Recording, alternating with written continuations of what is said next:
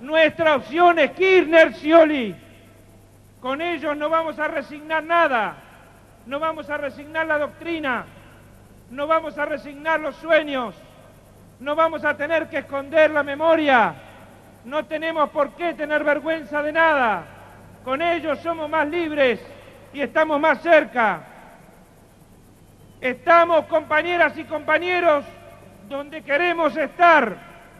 Estamos entre compañeros honestos y militantes.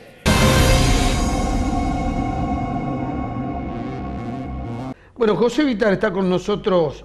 Es un gusto. Tengo que dar mi reconocimiento a todo lo que fue tu trayectoria política. Muchas gracias, Pedro. La verdad siempre es un gusto.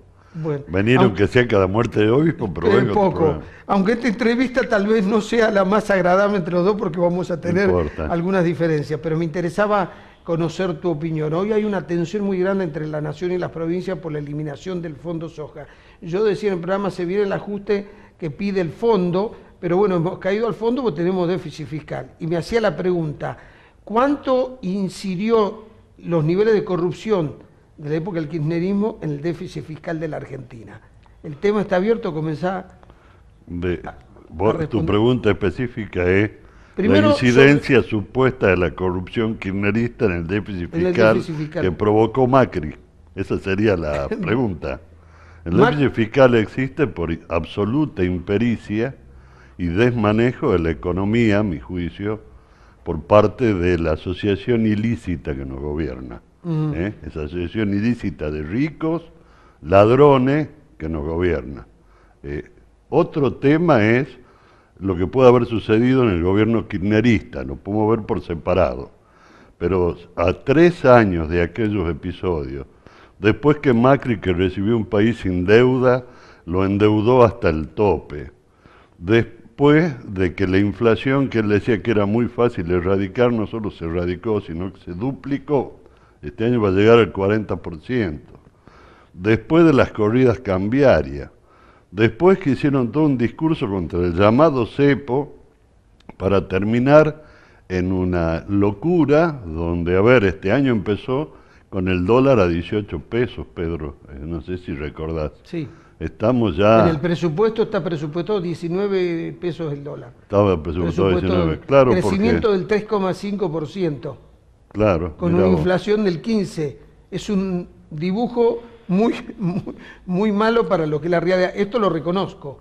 Ahora, José Vitar... Pero el déficit fiscal fue pronunciado por la eliminación irresponsable de las retenciones, incluidas las mineras que ganan, todo el mundo sabe, una fortuna, y destruyen el medio ambiente y el suelo donde habitan, básicamente por eso, y por la caída en la actividad económica, que vos sabés, vos sos un periodista de muchos años, yo te he visto investigar las cosas, vos sabés que la recaudación de IVA y de ganancia están directamente vinculadas a la capacidad de consumo a la gente.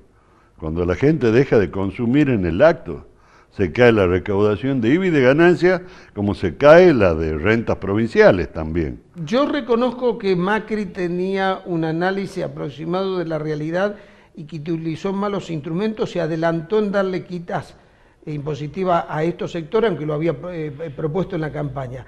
Ahora, también te tengo que recordar que el gobierno de Cristina le deja pocas reservas en el Banco Central, una inflación que no se conocía muy bien porque había habido un apagón de todo lo que era el INDEC estadístico, que el déficit fiscal de la Argentina viene arrastrándose hace años. Lo que hizo Macri tomar medidas que lo agravaron porque él creyó ilusoriamente que lo iba a solucionar con nuevas inversiones y que la recaudación iba a subir. Las inversiones no vinieron. Yo no comparto lo de que él creía eso de buena fe.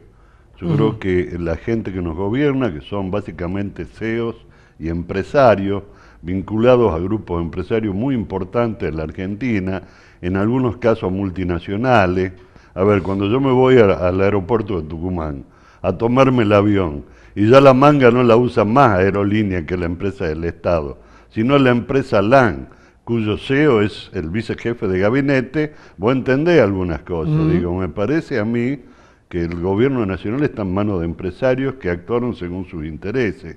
Yo creo que acá hubo una política de enriquecerse con acciones del gobierno, para lo cual han tenido dos elementos a su favor, digo, la absoluta impunidad que te da el hecho de que el sistema de medios hegemónico en la Argentina, y esto no es una frase hecha, si querés podemos ver con nombre y apellido, los diarios y canales de televisión, blinden al gobierno, porque lo blindan, porque no se conocen las cosas.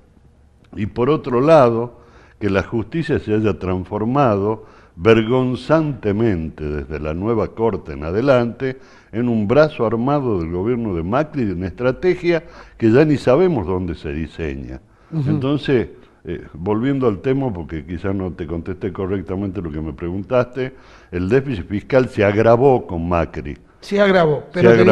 Pero cuando vos haces este panorama... Y en el déficit fiscal no tiene nada que ver la supuesta monumental corrupción de las obras públicas, de la que tanto se habla, a partir de este episodio de los cuadernos. Sí, pero ya quedaron atrás los cuadernos, Joséita. Cuando viene Aldo Rollo, uno de los empresarios emblemáticos, dijo yo pagué, Pesca Carmona, cuando viene Uberti, cuando viene Vaca Narváez, dice, yo le digo, después lo de López, es evidente que está superado el tema de los cuadernos, de Centeno, que ya nos pusieron sobre la mesa esta realidad. No está superada. Y es una nueva tragedia. A mí me sorprende porque vos fuiste un luchador. Claro, luchaste por los derechos humanos, por la democracia, vivís en la misma casa, te veo con la misma realidad.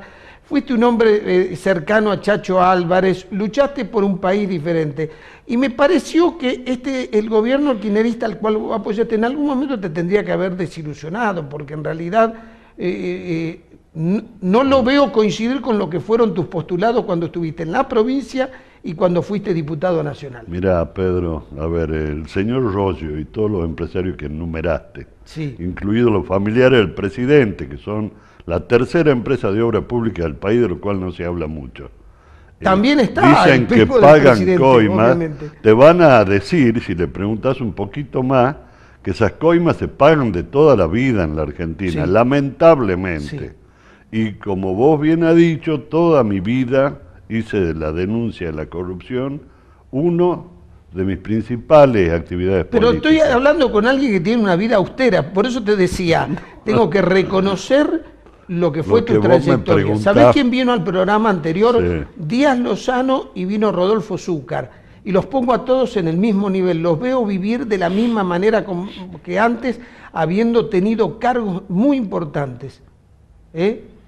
Bueno, te agradezco el concepto. Y además has luchado por cosas que tenían que ver con beneficios de la provincia. Además soy por la industria azucarera. Soy casi un pobre de solemnidad, vivo de mi sueldo, te claro. Sí, pero no sé, lo que te quiero decir es de que los gobiernos no son perfectos. Empecemos por ahí. Bien. Los gobiernos tienen aspectos positivos y aspectos negativos. Yo reivindico el proyecto nacional y popular de Néstor y de Cristina por las cosas buenas que hicieron. Y yo no voy a ser tan necio de decir, no se cometió ningún hecho ilícito, ni hubo errores, ni se equivocaron, no digo eso. Yo creo que hay un balance de aciertos y errores, y el balance de aciertos para mí es superior, porque estoy hablando de un gobierno que primero puso un límite al atropello de los capitales extranjeros en la Argentina y al rol de instituciones que verdaderamente son nefastas, como el Fondo Monetario Internacional, que es parte de la trilogía de la globalización financiera en el mundo. Claro, porque representa capitales mundiales con intereses financieros. Es el gendarme de Por un eso sistema. no hay que ir al fondo. No hay que ir al fondo, Está pero... bien. Pero cuando no te queda otra salida como a Macri... Pero un poquito, digo, vos me preguntás por qué apoyo lo que fue el proyecto de Néstor y Cristina, porque en primer lugar se logró romper esa dependencia con el fondo y ponerle el límite y aplicar una política económica que habrá tenido errores y defectos, ¿quién lo duda? Pero que puso en el centro del escenario el consumo de la gente, superar desigualdades e inequidades. Habrá sido imperfecto el combate contra la pobreza, pero ese combate existió, se tomaron numerosas medidas de inclusión de la gente. Hoy la Argentina, a pesar de todo el desastre que está haciendo el nuevo gobierno Macri, tiene el mejor sistema de contención y previsión social del mundo. Sí. 90 y pico % de los argentinos están contenidos en el sistema previsional. Sí. Son logros muy importantes. El sistema de salud también, es casi único en el mundo. El sistema, lo que hacemos nosotros. Yo le haría varias correcciones. Está bien. Bueno, es para otro. Está bien. Se va a armar un lío si digo lo que pienso. No, está bien, pero yo te voy a volver a invitar para que me digas qué pensás en eso y yo te voy a decir también que me gustaría que el peronismo cambie de lo que fue su doctrina, que establecieron pautas culturales que me parece que ayudan a comprender el fracaso. Una de ellas, por adelantarte, cuando Evita dijo, detrás de una necesidad nace un derecho, la gente creyó que no tenía que trabajar más. Y lo que hay que decirle es que detrás de la necesidad hay un derecho, el Estado va a estar, pero también hace falta un esfuerzo, un compromiso, toda una serie de cosas. Porque hoy yo veo gente salir a la calle a reclamar ese derecho con zapatillas de 4.000 pesos y con celulares digitales. No, yo no comparto eso. Bueno, por eso te decía, sí, va a ser para otra oportunidad. Creo que la frase de Evita, dicha en los años 40, fue dicha en una Argentina donde había una profunda desigualdad social y enorme. Y si el 68% eran obreros en la Argentina en ese momento, es real. Porque teníamos la posibilidad de que hubiese trabajo, porque el peronismo además promovió la industrialización del país y el desarrollo de numerosas pequeñas y medianas fábricas y empresas, que son las que dan trabajo. Vos lo no, y además le dio conquistas sociales que a partir de ahí pero había mucha gente marginada. Cuando Evita dice, en cada necesidad nace un derecho, dijo una cosa impresionantemente noble. Hay que actualizarle. Ojalá los gobernantes razonaran así. Está bien. Macri parece razonar donde hay un derecho hay que destruirlo. Bien. Y siempre tiene una explicación vinculada a la vagancia de la gente. Somos un país de vagos sin vergüenza que se aprovechan de la pobreza para cobrar subsidios. Esa es la síntesis del relato oficial, mentiroso. Bien. Como es mentiroso que el país está fundido porque en el kirchnerismo se robaron todo. Como es mentirosa la acción de la justicia. Como es parcial y subjetiva la actuación de jueces que tendrían que estar presos. Mirá cómo te lo digo. Presos como el señor Bonadío, que es un verdadero mafioso y delincuente, con 7 pedidos de juicio político. Yo fui diputado nacional, yo fui autor de uno de esos pedidos de juicio político. Fue de la servilleta de Corach y el menemismo. Nadie se acuerda de eso. Ahora es un prócer de la patria porque se dedica a perseguirle a Cristina, con un absoluto desconocimiento de las normas procesales y del derecho. Esta historia de los cuadernos, cuando se escriba dentro de unos años, con más objetividad, sin tanta pasión, y ojalá que sin grieta, la historia de este juicio, se van a contar horrores de un juez que armó una causa, haciendo forum shopping, como dicen los abogados, cuando no te toca el juez natural, que es un derecho constitucional. Si vos tenés una denuncia, hay que hacer un sorteo para ver qué juez te atiende tu caso. Y no que se haga una denuncia con fotocopias de cuadernos que nunca aparecieron. Un chofer, vos viste un chofer que durante 5 años se dedica a escribir, o 12 años, no sé cuánto. Sí, pero José, pero esto está superado. Después vienen los empresarios y dicen que lo que decía en el cuaderno, la fotocopia, que es verdad. ¿Quién dice eso? Rollo, lo dijo pero son todos arrepentidos. Uberti lo dijo. Pero no importa lo que digan. Bueno, el derecho tiene normas, Pedro. Y si esto es la ley de la jungla, hay que irse de este país.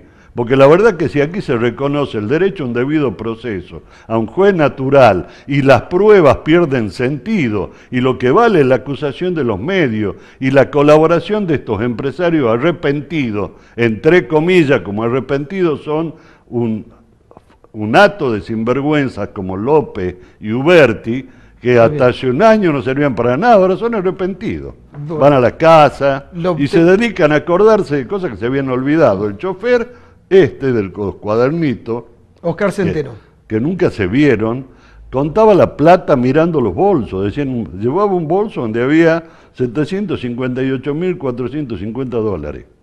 Sabía todo. ¿Vos viste eso? Bueno, es poco serio, Pedro. Y yo te digo, a ver, ojalá se investigue en forma seria la corrupción en la obra pública en la Argentina. Bien. En los últimos 30 años.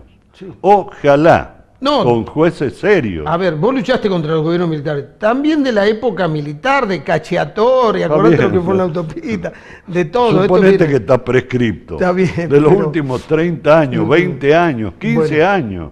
Investiguémosla en serio. Bueno. Ahora, a mí me hacen gracia esta situación, y perdóname que me extienda en el tema. Sí, se nos acabó el tiempo. Hasta hace 2 años Lázaro Báez era el rey de los contratos de la obra pública. No existen en los cuadernos, ¿te diste cuenta? No. Ya pasó de moda Lázaro Báez. Bueno. Ahora van a reabrir, y además esta denuncia aparecen cada vez que nos bombardean con tarifazos, aumento inflacionario, caída del salario, ola de despido.